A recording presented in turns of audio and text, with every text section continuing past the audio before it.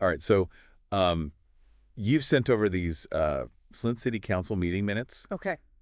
and both of them are dealing with the American Rescue Plan Act funds. Right. So ARPA funds, as I'm sure you probably already know. Mm-hmm. But yeah, you're really digging into how these decisions are being made. Yeah, very much so. And it's really interesting to see a city like Flint grappling with these decisions, Yeah. especially back in May of 2024, Uh. when everyone was still kind of wrapping their heads around how to use these funds. Yeah, totally. And the May 13th meeting kind of looks like your typical city council meeting, Okay. but then May 28th rolls around, Uh-huh. and oh boy, Yeah. things get a little Yeah, interesting. let's get heated.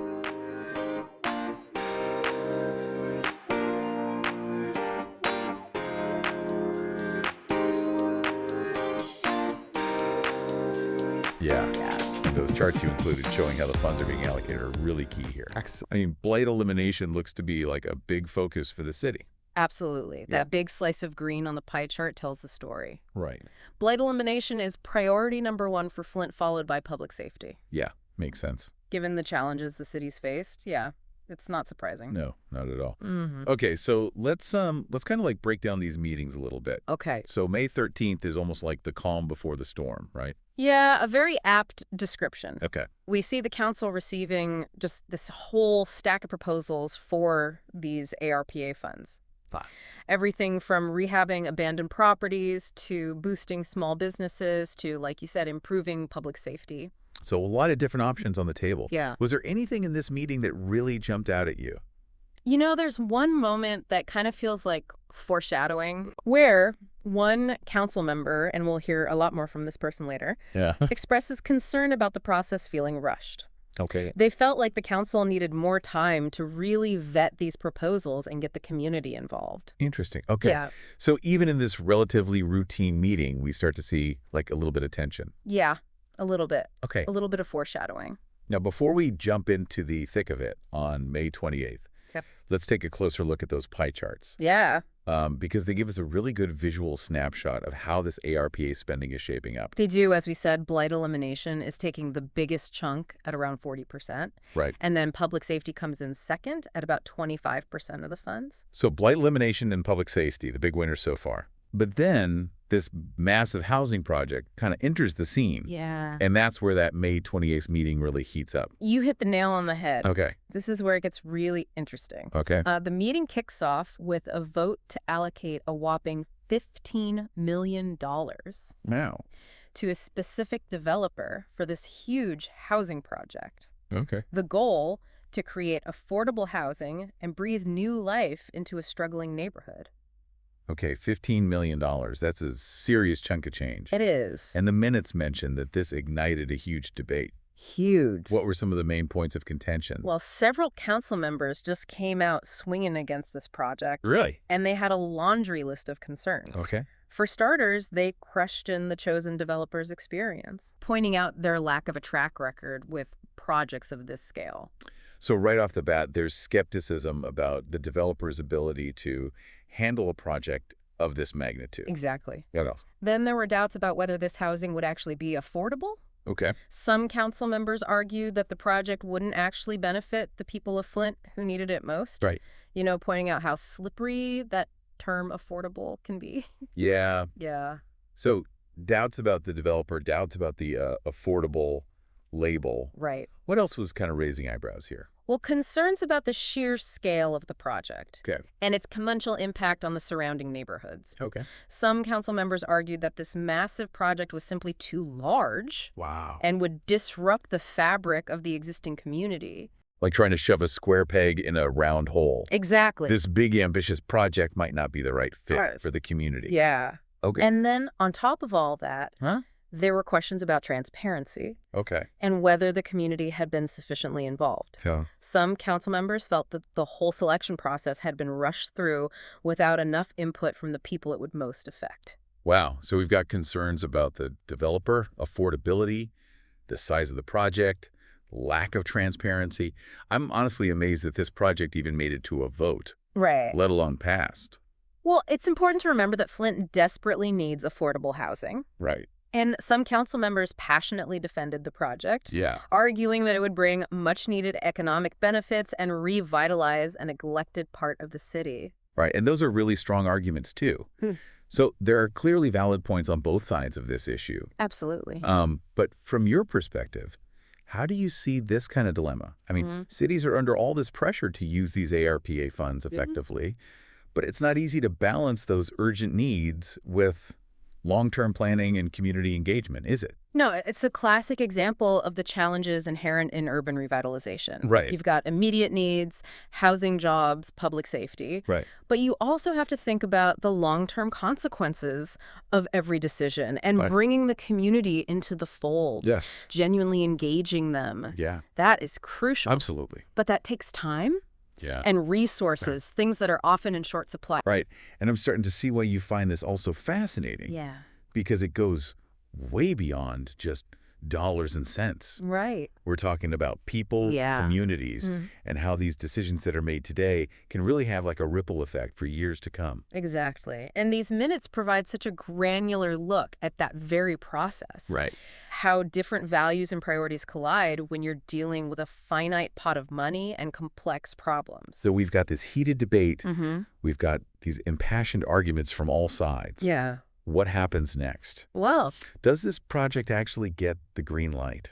it does. Really? Despite all the objections, the council votes to fund the project. Wow. But the margin is razor thin, 5-4. Wow. Just goes to show how deeply divided they were on this issue. A real nail biter. So the project narrowly avoids being dead in the water, Right. but not without leaving some bruised egos and unanswered questions in its wake. Exactly.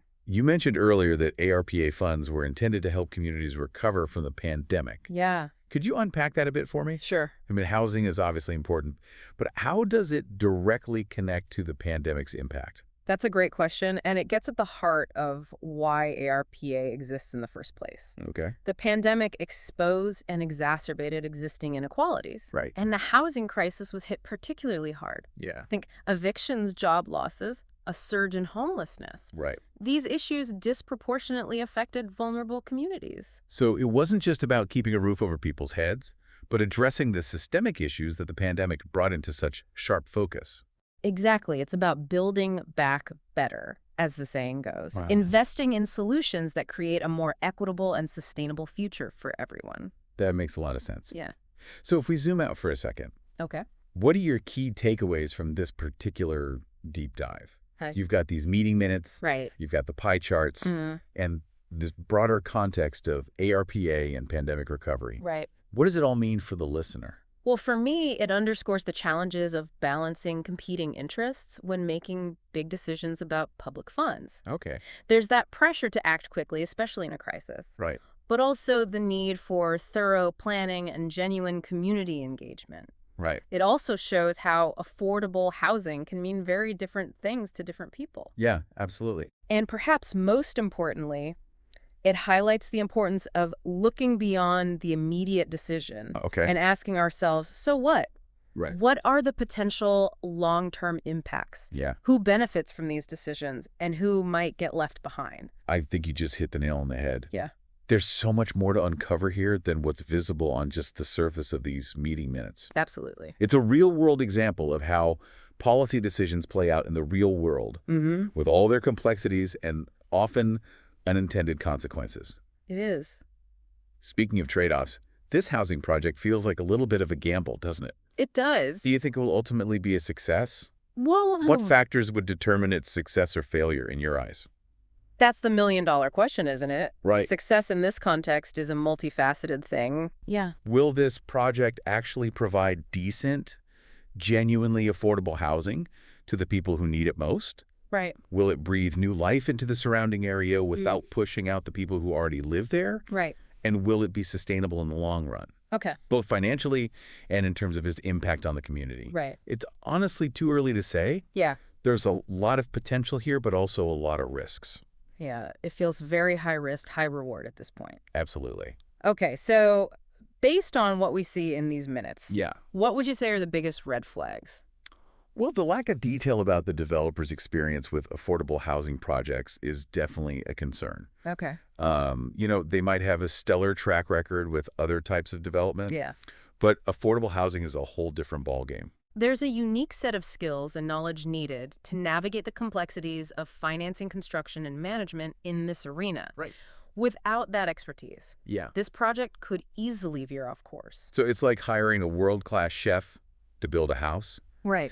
They might be great with their hands, but that doesn't mean they know the first thing about laying a foundation or installing plumbing. Exactly. Okay, so lack of specialized experience is one red flag. Right. What else is weaving in the wind? Those concerns about affordability are definitely flapping in the breeze. Okay. The minutes are pretty vague on the actual rent levels Okay. and how they'd be determined. Right. Affordable is a relative term. It is. What's affordable for a young professional is likely out of reach for a single parent working a minimum wage job. Yeah, there needs to be a crystal clear plan to ensure that this project genuinely benefits low-income residents in Flint. Yeah, it's like saying a car is fast, right? Why? Yeah. It's all relative. Exactly. For someone used to driving a beat-up old clunker, a Toyota Camry might feel like a rocket ship. Right. But for a race car driver, it would feel like a snail. Exactly. So we need more specifics. We do, and that's why it's crucial to have clear definitions and criteria for affordability in these projects. Absolutely. Yeah. Okay, so we've got two big red flags. Okay. Lack of specialized experience Mm-hmm. and serious concerns about affordability. Right. Anything else setting off alarm bells? That limited community involvement in the selection process is a big one. Okay. The fact that some council members felt the process was rushed and lacked transparency, that is definitely worrisome. Okay. That can easily breed distrust and resentment within the community, Yeah. which could make it really difficult to get people on board with the project down the road. It's like throwing a party and forgetting to invite your neighbors. Yeah, exactly. They might not be too thrilled about it, even if the music is good. Right. So community involvement, or rather the lack of it, is another red flag Big time. to watch out for. Yeah. But let's flip the script for a second. Okay. If this project is handled correctly, Yeah. what are the potential upsides here? Well, if it delivers on its promises, it has the potential to be transformative for this neighborhood. Okay. Think about it. New housing can attract new residents, new businesses. Okay. It can boost the local economy, improve property values, and even foster a sense of pride in the community. So it's like planting a seed in a garden that's been neglected for far too long. Yeah. With the right care and attention, it could blossom into something truly beautiful. That's a perfect analogy. Right. But just like with any garden, Yeah. it takes ongoing commitment Right. and a whole lot of collaboration to make sure that it thrives. Okay, so let's say we're having coffee with our listener, Okay. and you're telling them about this deep dive. Mm-hmm. What are the key takeaways Yeah. you want them to walk away with? Okay. Why should they care about this whole saga unfolding in Flint, Michigan?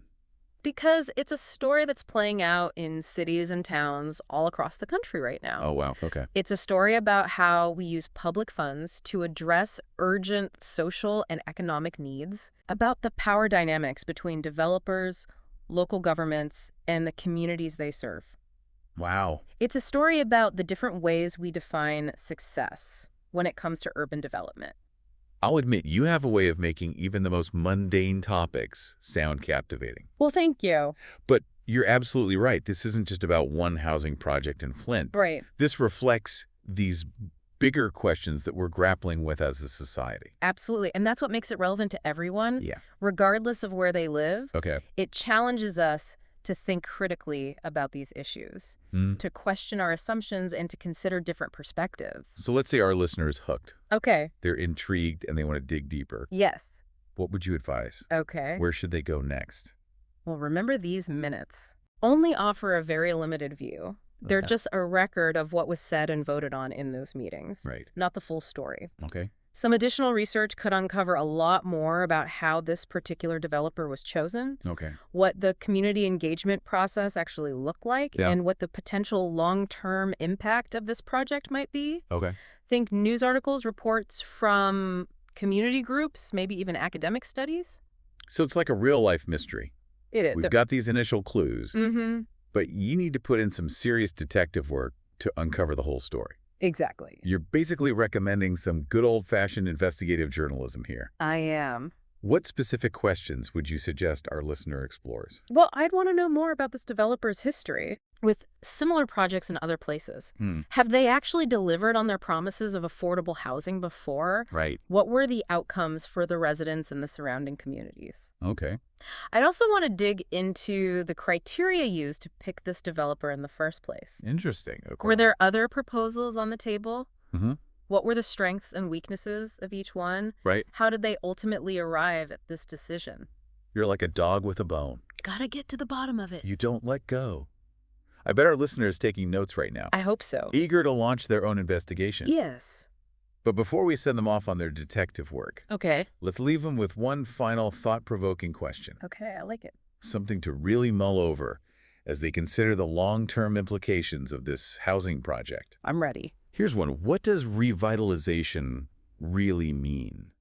Ooh, that's a good one. Because it's often framed in purely economic terms. Yeah. Increased property values, new businesses popping up, job creation. Right. But what about the social and cultural impacts? Exactly. What happens to the soul of a place when revitalization comes knocking? Right. How? Will this new development attract a different demographic? Interesting. Could it end up displacing longtime residents? Right. Will it fundamentally change the character of this neighborhood? It's easy to get caught up in the excitement of new development, It is. the promise of progress, but we have to remember that change is rarely neutral. So It can bring about some really positive outcomes, It can. but they can also have unintended consequences, especially for the people who are already struggling. The people who are most vulnerable. Right. Yeah. It's a crucial reminder that development isn't just about bricks and mortar. Right. It's about people. It is. The most successful projects are the ones that put the needs and well-being of the community front and center. Beautifully said. I love that. Okay, I think we've given our listener a lot to chew on today. I think so.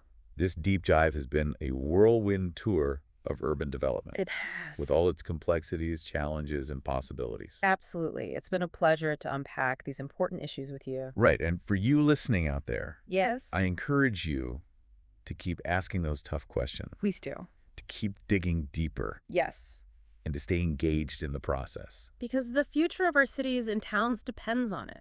That's a wrap on another deep dive, folks. Until next time. Until next time, stay curious. Those are the questions, aren't they? Right. What does success look like for this project for you? Yeah. Is it just about like adding new housing units to the map? Right. Or are we talking about something deeper? You know, building a community that thrives, Right. improving the quality of life for the people who already live there, making sure that it's all sustainable for the long haul. It's not just about putting up buildings. It's about building something that lasts. Exactly. And, you know, maybe, just maybe, smaller scale, community-driven projects would be a better fit for Flint's needs. Okay.